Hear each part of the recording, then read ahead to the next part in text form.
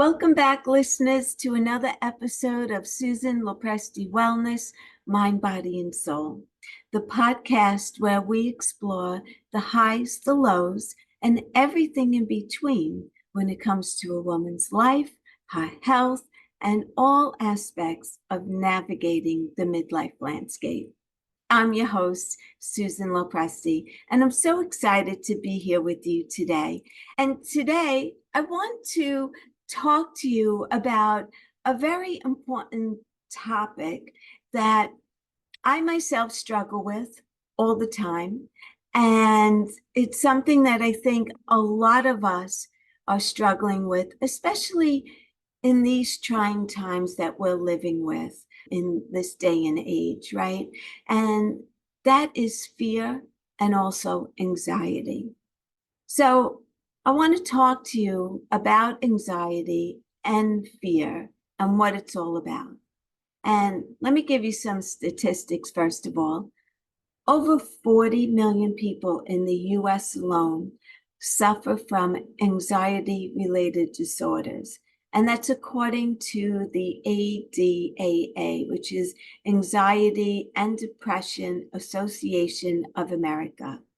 And this means that 18.1% of the adult population will experience overwhelming fear and dread associated with anxiety at some point in their life. And that is just so sad. And let me be totally transparent with you. I suffer with it myself. I'm very fearful to be in big crowds because of somebody shooting off a gun. I am very fearful when I drive. I have anxiety when I drive because I live here in New York and everyone is a crazy driver, and the highways are like a speed racer thing, and people are in and out, cutting in and out and cutting you off and riding up your ass. And it's just an incredible thing. And I struggle with it myself. And so, I'm not just here to talk to you about it, but it also helps me as well. And fear as a concept might seem like a similar sensation, but it's generally considered that anxiety is used to define an ongoing sense of dis-ease, right? Or worry about areas of life that may not present themselves as threatening or immediate danger. And then fear is what you feel in a scary situation, a sudden jolting of somebody like coming up from behind.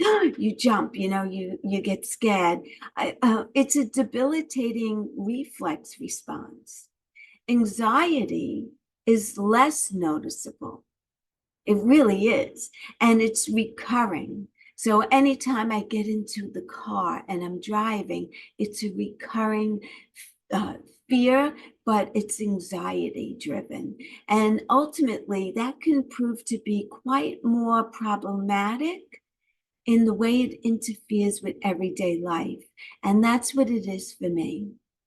Because when I know that I have to go drive somewhere, I think about it and I analyze the route. What's the best route to take? Where is the less amount of traffic? Could I go without getting on the highway? And then I'll put in my GPS. I will actually put in my GPS the address and then put avoid highways. And I see like it could be an hour and a half versus maybe 40 minutes. And sometimes, depending on the highway that it's telling me to go on, I'll drive the hour and a half to avoid that. So the impact of both fear and anxiety can happen on all areas of life. However, it's not until we do a little bit of reflection and introspection that we realize that anxiety is a compilation of fears that we're unable to acknowledge and also effectively express when they present themselves to us. And I'm going to put some links in the show notes with a lot of this information. So let's talk about the biology of fear. So what happens to your body when you're afraid?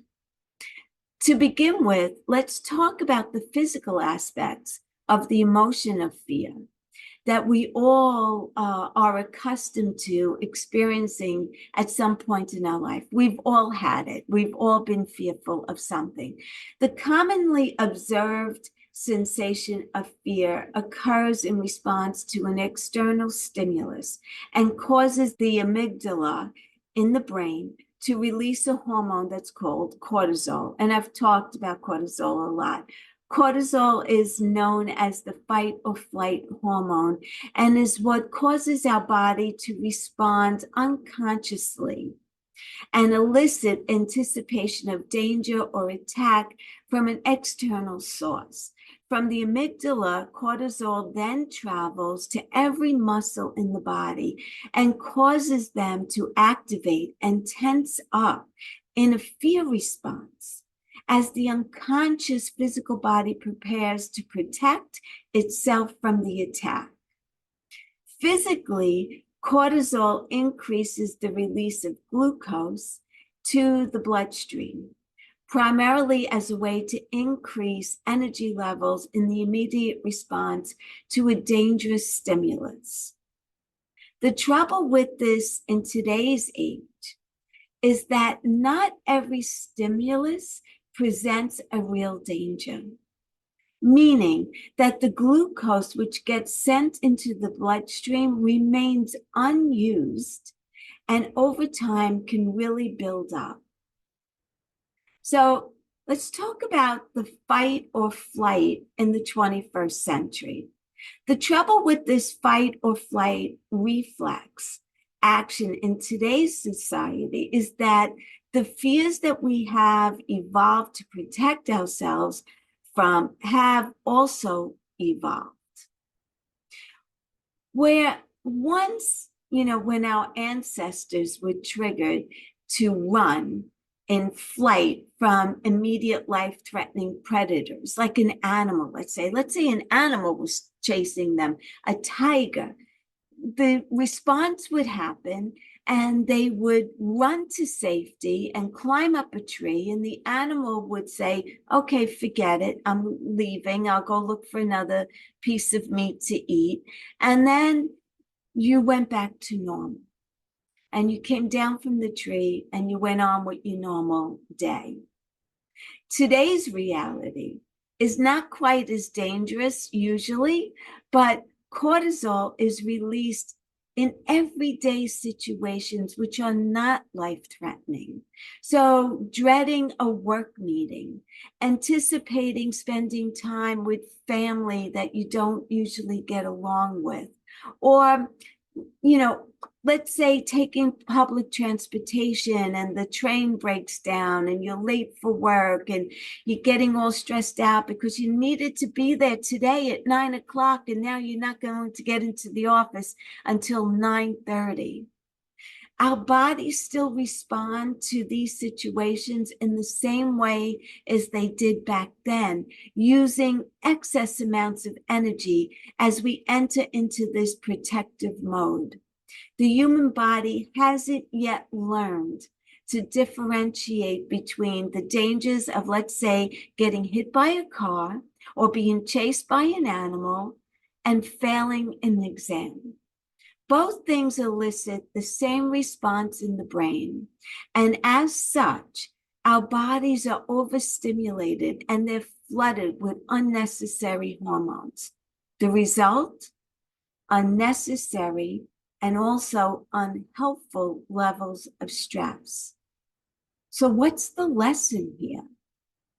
To first forgive your body for its evolutionary assumptions.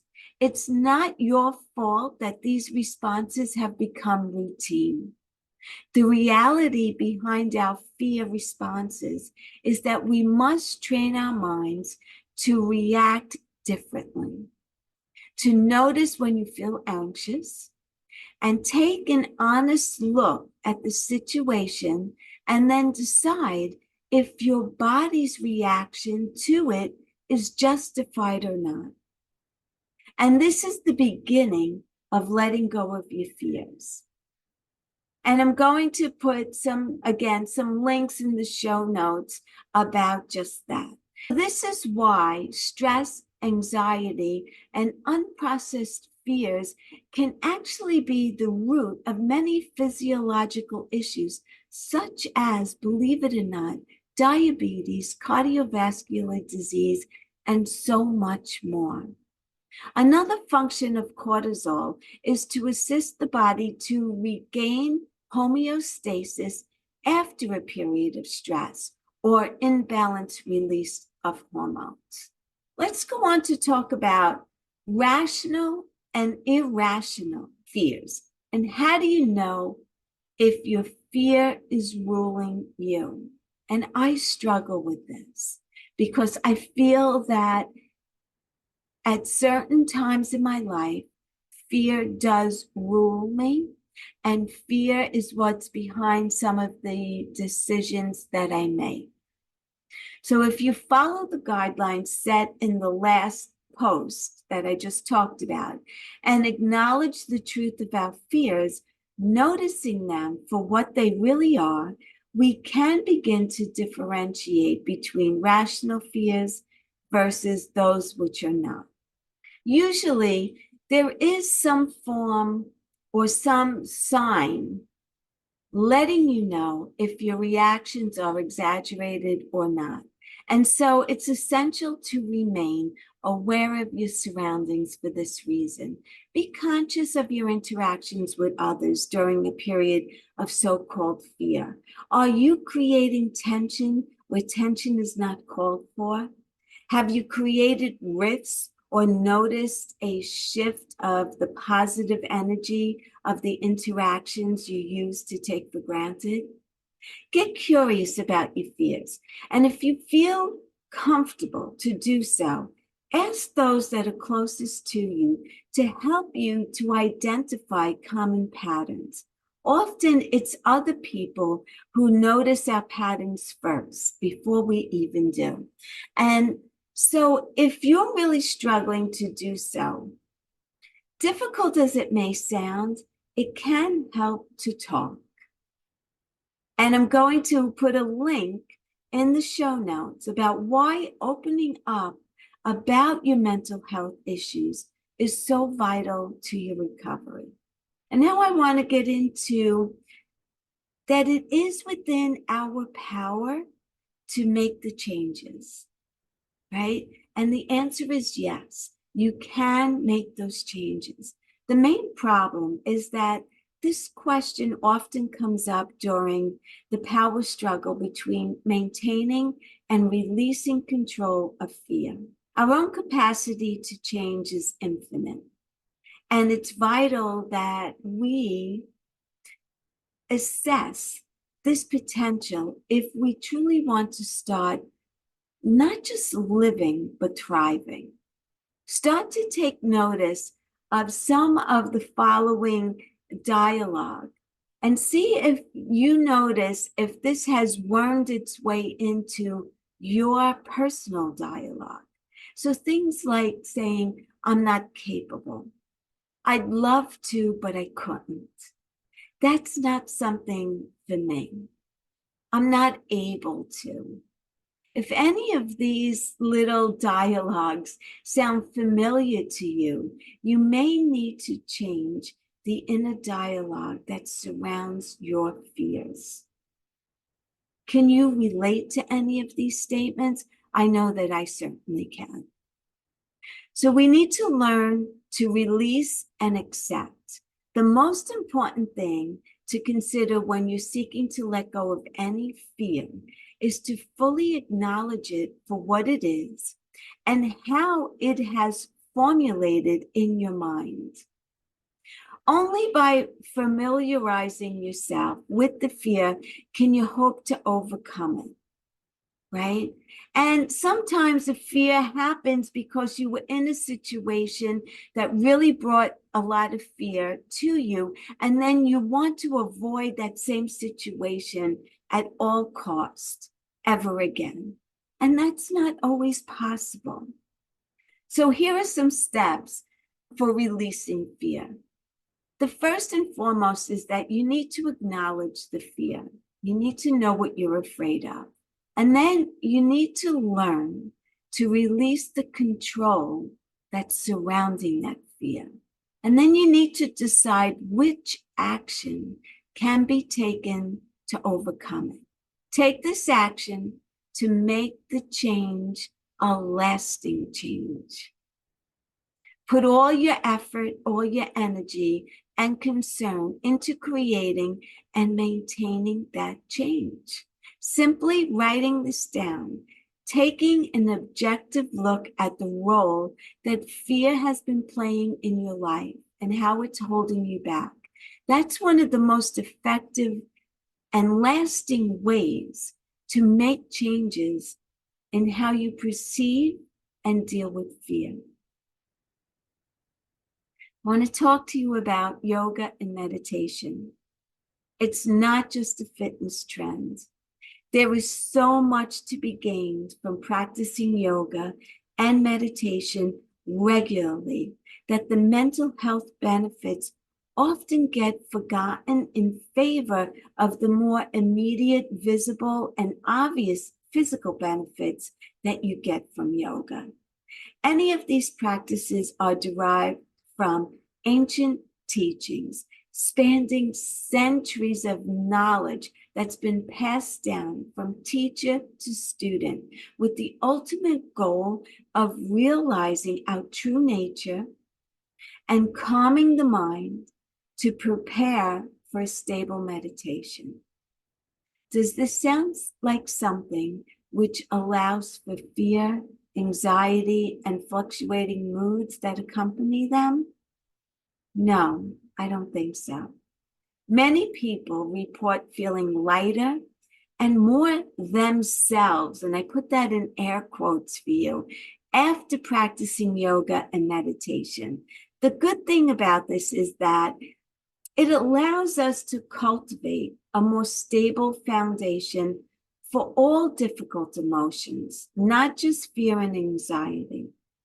From this stable base, we are less susceptible to succumb to the onset of fear and anxiety. It doesn't mean that it won't occur, just that our capacity to deal with it becomes stronger. And if you're interested in learning more about this, I'm going to put a link in the show notes about that as well. And you know, some of the best advice that I've been given and that I want to share with you here today is live in the now. It's often said that depression occurs when we live in the past, and fear and anxiety occurs when we try too hard to live and predict the future. And that's what happens to me when I know I have to drive somewhere. I'm predicting what's going to happen. And I just need to learn to live in the now. So this episode is really talking not just to you, but I'm talking to myself as well. And living in the now becomes an almost impossible task when we're always trying to predict the future, right? So an impossible task, which is necessary if we are to truly let go of fear and release ourselves from its grip for good. And through various practices like meditation, like mindfulness, and other creative pursuits, you'll find a noticeable difference in the capacity that you possess to stay present. Making this a priority as you move forward in your life has also proven to be extremely useful in fighting symptoms of other mental and physical illnesses too. And I have an article about that as well. And then I want to talk to you about gratitude, because gratitude is a practice that, like meditation and yoga, can have a very powerful and immediate effect on us. The area of the brain which is activated during a practice of gratitude are the same places that are associated with the release of dopamine, that pleasure and happiness center of the brain.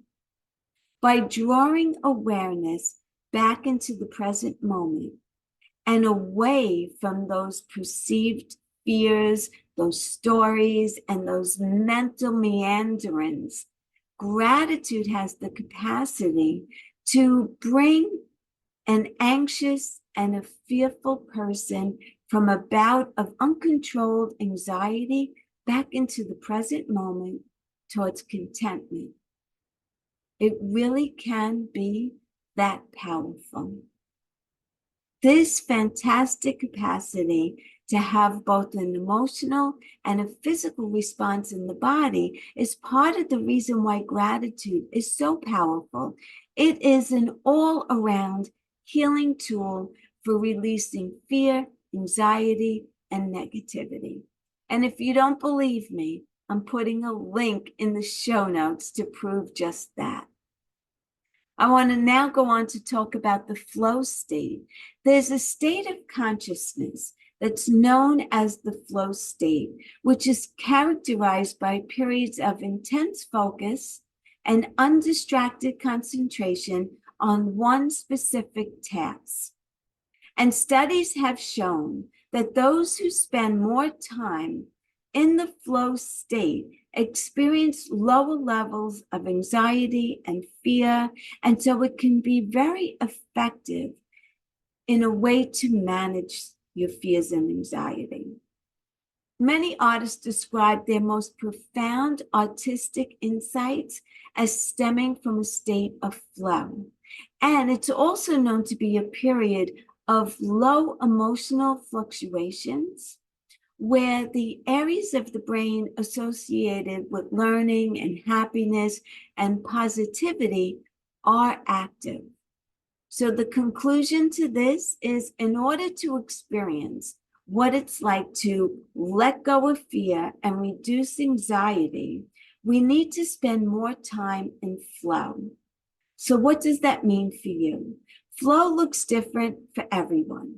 For some, it could be more obvious creative pursuits like writing or journaling, singing, drawing, painting, maybe playing an instrument. But these are definitely not the only ways. Absorbing activities like gardening or going for a walk or a run, reading, cooking a meal, a healthy meal, I'll say, cleaning, and even just being fully absorbed in your work for a period of time are all ways that you can spend time in flow. The trick is you need to find what works for you. And so I'm putting a link that you could go back and look at that. And then let's talk about trust and control. Sometimes the most effective way to let go of fear is to simply let go a little bit and learn to trust a little bit more. It has been proven that fear and anxiety regularly stem from a deeply ingrained need to control our environment and a fear of trusting it. The reason for this is that anxiety thrives on the possibilities of failure and disasters that it finds in every given situation. Even if there's no apparent threat, anxiety will find the worst case scenario in everything and zoom in on them. Does that sound familiar to you? While being aware of this is very helpful, it's not always enough to combat the intensity of the fears. Building self-trust is essential for this. I'm now going to get you through some helpful ways to encourage your sense of self-trust. In what areas of your life do you feel that you lack trust? There's a couple of areas in my life where I feel that. So honor your emotions. Self-trust is only established through having a real and honest connection to your emotions, honoring emotions when they arise for precisely what, how, and as they are can be a difficult task. Release the need for others' opinions and approvals. Many of us seek approval from our peers, from our family, our partners, simply for the rush of dopamine that it provides. Identifying this kind of pattern can be hard to admit and face, but will ultimately strengthen your resolve in the long term. As we honor our feelings, be it crying when we're sad, expressing gratitude when we're grateful, or allowing an emotion of admiration to surface about someone that we love, we create a safe space for that emotion to exist. Reducing the resistance surrounding it creates a nurturing space for that emotion, just as we would cultivate a safe space to nurture a child. Our feelings must be acknowledged, they must be supported, and given the opportunity to grow. By doing this, we can really begin to allow the problematic emotions and begin the journey towards moving past them. In terms of fear, often just acknowledging the presence of fear is enough to lessen its intensity. And I've worked on this when I've been in the car. And I'll tell myself, Susan, you're just fearful right now. There's really nothing to be fearful of. Just relax. Enjoy the ride. Look at the trees, look at the scenery, listen to a podcast. Just relax and just be within yourself. And sometimes it works well. And sometimes I need to continue talking to myself until I reach that destination. It all depends. I want to also talk to you about the power of silence. How many of you are guilty of filling a fearful silence with excited, irrational speech or actions which don't actually lend themselves to your goals? They neither fulfill your desires, nor do they solve or support your fears. Sometimes sitting in silence with anxiety and fear can prove one of the most daunting tasks in the world. And this is precisely why it's so important. By allowing fear the time to settle, it becomes clear in our minds, and we can more easily put things in place to combat it. This isn't an invitation to block it out and ignore it. It's actually the opposite of what I'm talking about. Stillness forces us to deal with fears and starts from a place of stable awareness to change them.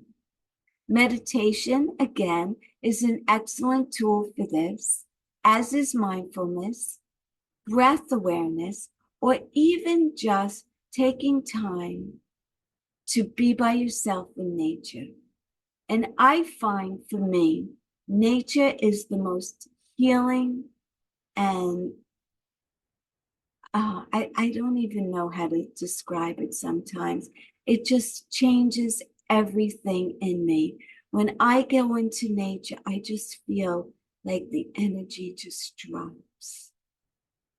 And I just get this sense of calm and peace. And I feel in oneness with the surroundings.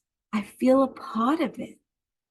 And nature is all about peace.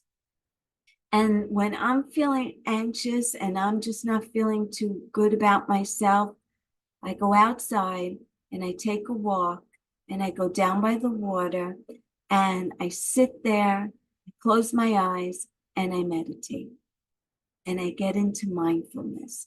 And that's what I want to talk about next. The practice of mindfulness involves remaining present and mindful in the moment, no matter what the situation is around us. And again, this is easier said than done, especially if we are used to letting the monkey mind take over and lead the way instead of sitting with the emotions like fear, like anxiety, or even resentment. A lot of times, if I resent something that happened, I play it over and over and over in my mind, and I become the victim. And then I have to ask myself, am I enjoying this? Like, why am I doing this to myself?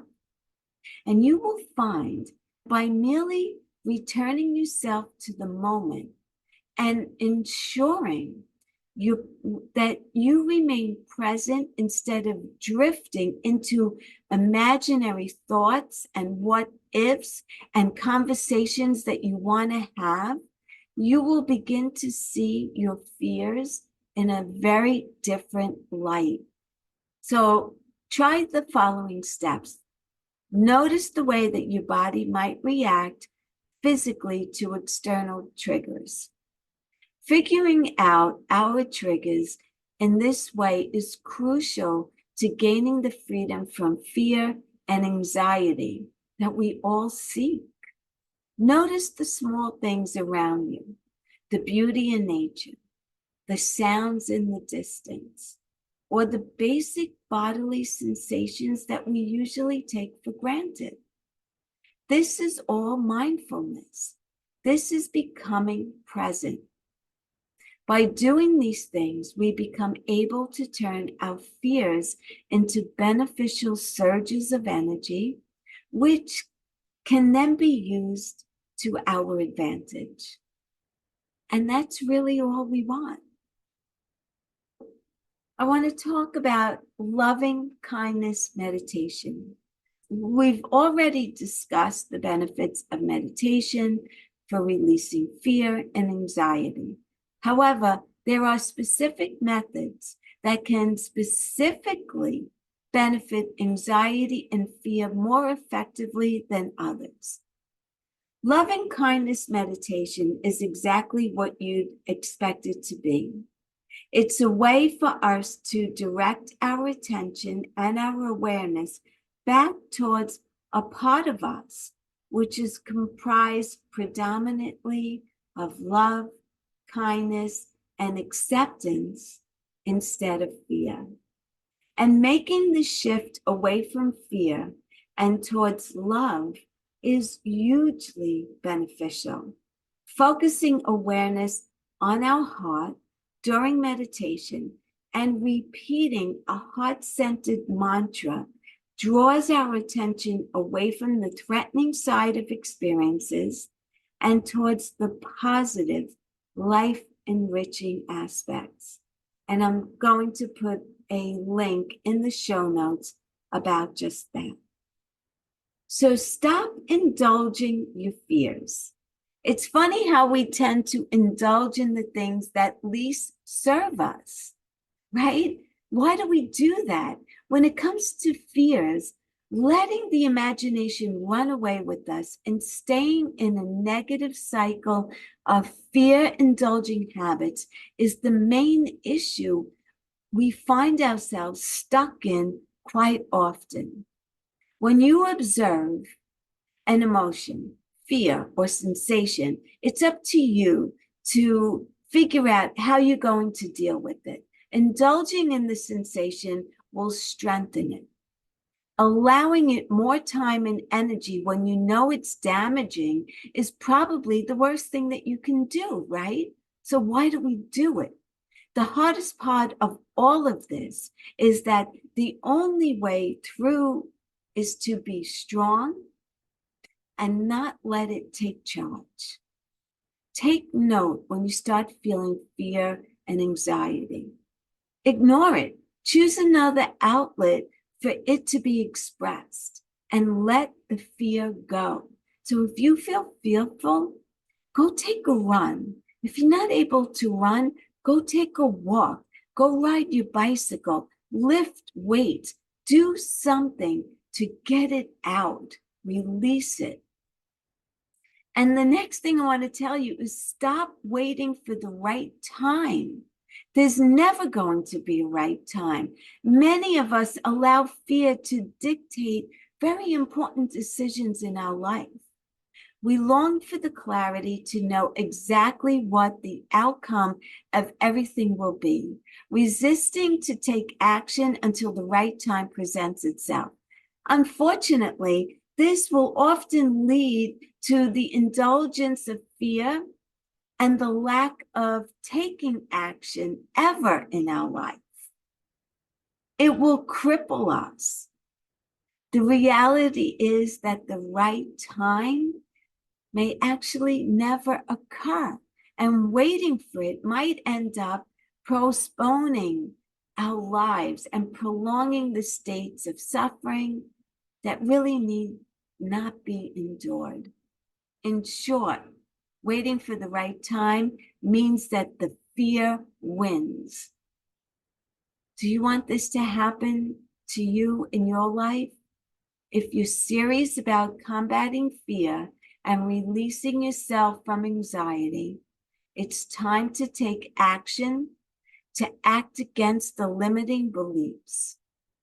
What will you do to take action? I'm going to put some links in the show notes again about that. And the root causes. Many modern holistic medicinal approaches like functional medicine will advocate the importance of accessing the root causes of illness. This is because there is simply no point in treating the symptoms of any illness, be that mental or physical. Modern holistic medicinal approaches like functional medicine will advocate the importance of assessing the root cause of an illness. This is because there is simply no point in treating the symptoms of any illness, be that mental or physical, with drugs or other prescribed methods without addressing the cause. By treating symptoms, you reduce only the symptoms. In discovering the root cause, you can easily get to the bottom of these root causes and remove them for good. Or at the very least, help yourself or a loved one to become aware of what's truly the underlying fears and anxieties. Do you see the difference? We don't just want to put a Band-Aid on your symptom by giving you a drug. We want to get to the root cause. And once you get to the root cause, then you can eliminate it. So you see the difference? The same goes for fear. You can't possibly hope to remove the fears for good without doing a little bit of inner work and seeking to acknowledge what may be the reason or the origin of the beliefs behind it all. Functional medicine has so many benefits by itself, not just for healing anxiety and fear. It's definitely worth learning more about it. So I'm going to put a link to an article which describes very well the basic principles of functional health. And I will tell you that I have 2 autoimmune diseases, and I work with a functional medicine doctor who has truly made a world of difference in my health and how I feel. It's been life-changing, and I highly recommend that if you're struggling with any kind of an emotional or physical illness, that you should really, especially if you're not getting to the root of the problem and you're going to doctor upon doctor and not seeing a change, you should really consider seeing a functional medicine doctor. And the last thing that I want to talk about is the language of emotions and emotional intelligence. Expressing emotions does not come easy for everyone. Emotional intelligence and the language of emotions refer to becoming skillful and aware in the way that we experience and express emotions on a regular basis. How often have you heard phrases like, I'm just stressed out, or I'm just really tired? Those are used to cover up sensations of fear, anxiety, or other related issues. It's one thing to use these words as an excuse not to talk about the root cause of an issue. It's another thing entirely to believe them as fact. Becoming emotionally literate is really vital if we are to begin to take control of our emotional state and let go of emotions that no longer serve us, like fear. Quite often, it's not a case of emotional illiteracy, merely that many of us require a safe space in which to express these feelings. And I'm going to put a link about that as well. So learn to let go. Letting go is truly the only way to assess unlimited contentment and satisfaction in your life. Whether it's fear, anger, love, hate, any example of intense emotion can be hugely impacted by cultivating the ability to let go. Letting go doesn't mean ignoring your difficult emotions. Letting go involves an intricate process of looking, acknowledging, accepting, and moving through your difficulty to truly process it and assimilate any important life lessons you will undoubtedly learn from it. When it comes to fear, the processes might differ slightly from those involved in letting go of, let's say, unrequited love or even grief. And each fear within this sphere will vary. Sometimes it can seem like the most reckless thing to do, but ultimately, letting go helps us to cultivate a sense of inner strength in ourselves and trust in the world, which allows for greatness to manifest outward. So, are you ready to let go? I hope that you are. And I really hope that this episode benefits you in some way. Please don't hesitate to reach out to me. You could go to my website, www.susanlopresti.com. From there, you could schedule a free 30-minute health assessment with me. You're under no obligation to continue. Now, I'm not a therapist, but I am human like you, and I struggle myself with fear and anxiety. Sometimes it really takes control of me, and I work on it every single day. So maybe just talking it out with me and sharing your experience and me sharing mine with you could make all the difference in the world. So don't hesitate. Don't be shy. Don't feel that you're the only one going through it, because you're not. Believe me when I tell you, you are not. I speak to so many people that struggle just the way you are. So thank you for listening. If you enjoyed this episode, please share it, leave me a comment. If this is the first time that you're coming to my channel, please be sure to subscribe, follow me here. And until the next time, I just want to say, be well, stay happy, and bye for now. Take good care. Thank you so much for listening.